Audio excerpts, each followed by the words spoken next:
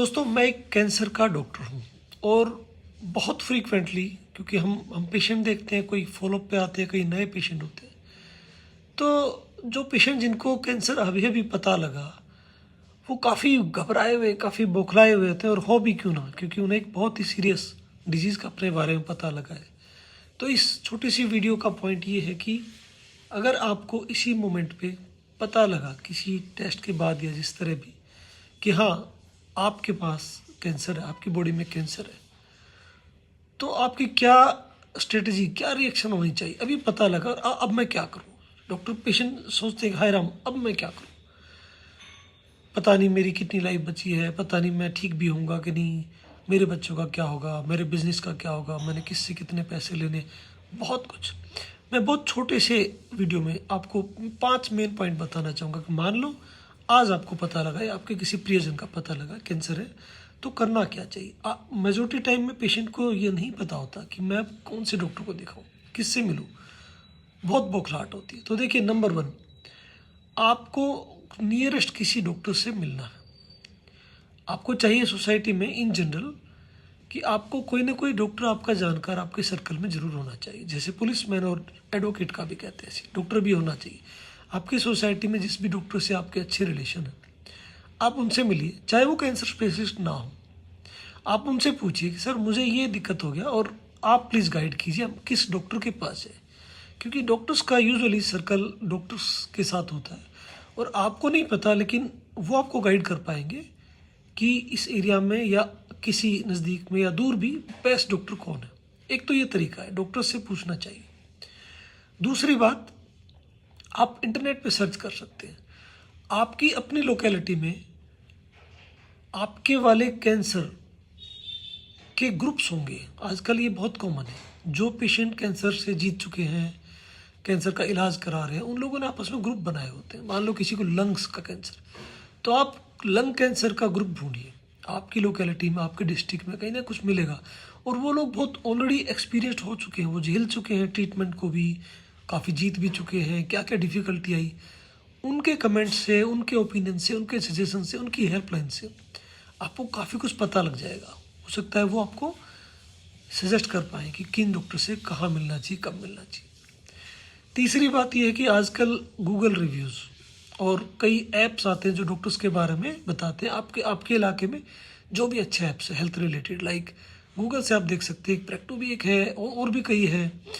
उनमें आप चेक कर सकते हैं कि मैक्सिमम रिव्यूज़ किस डॉक्टर के हैं। कई बार लोग सोचते हैं कि रिव्यूज़ तो फेक होते हैं।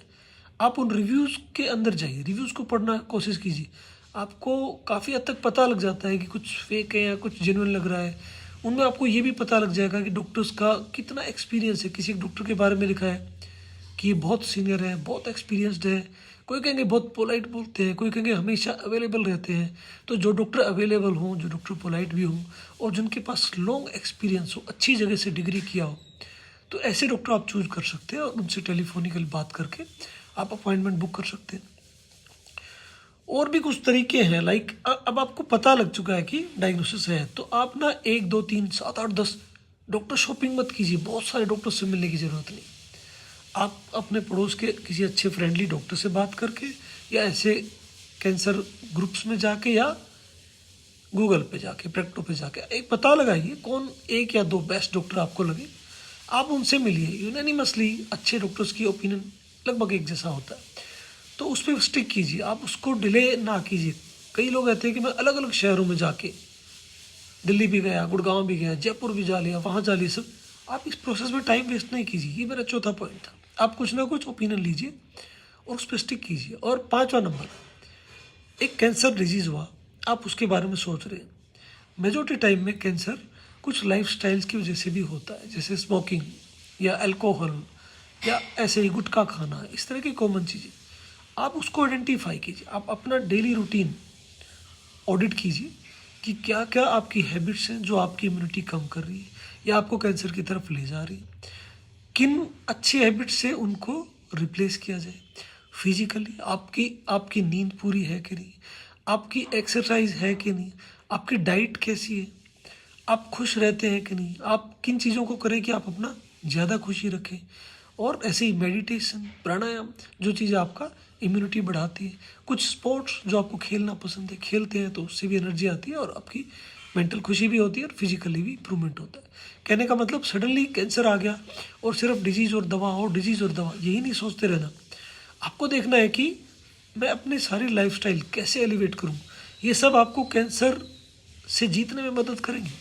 कैंसर के ट्रीटमेंट में कुछ कुछ साइड इफ़ेक्ट जो आते हैं उनसे बचाव करने में, उनसे साइड इफ़ेक्ट्स कम से कम करने में और दवा को मैक्सिमम एफिकेसी लाने में ये इम्प्रूव करेंगे।